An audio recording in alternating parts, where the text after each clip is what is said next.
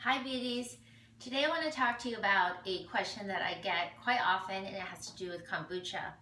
There's a lot of different kombuchas out there that you'll see on the shelf in health food stores. And first, let's just talk about what kombucha is. It's basically started, there's all these rumors like it comes from a mushroom or whatever.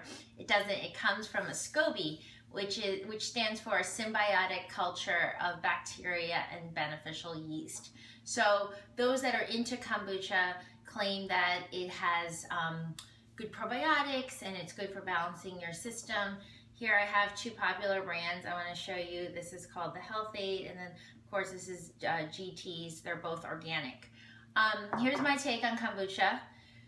I would first of all not rely on it as a source of getting your probiotics. I think it can be more beneficial than something like soda, obviously, which doesn't have any benefits at all. And if you're transitioning or you want something really bubbly, something really good, kombucha is really fantastic to have in between meals in moderation.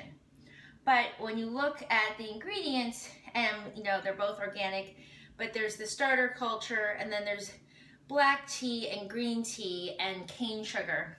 I remember some of my teachers in New York would always frown on kombucha because it comes from some ingredients that are not as great.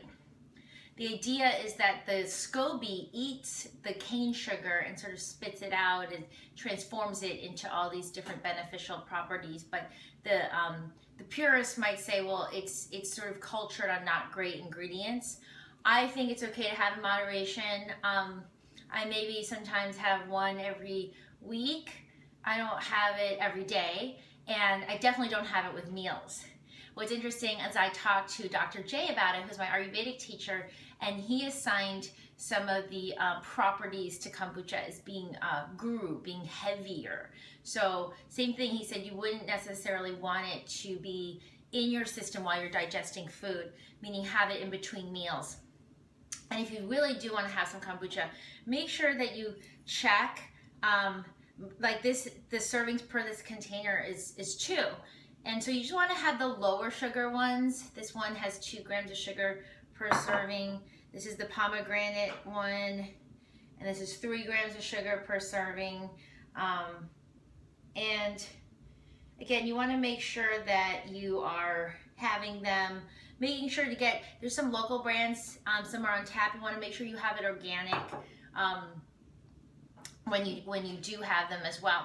So have them in moderation, have them on an empty stomach, look for organic, look for the low sugar varieties. I don't think that it's the worst thing in the world. I think it could be a good food when you're transitioning, but it's not necessarily something that I think is necessary to add, or not something I would recommend that you have to add. And definitely not drinking kombucha and thinking that's a good source of your probiotics. You need to take the SBO probiotics and get that full spectrum found in nature to really balance your gut. So I hope that helps, beauties, and let me know any other questions you have.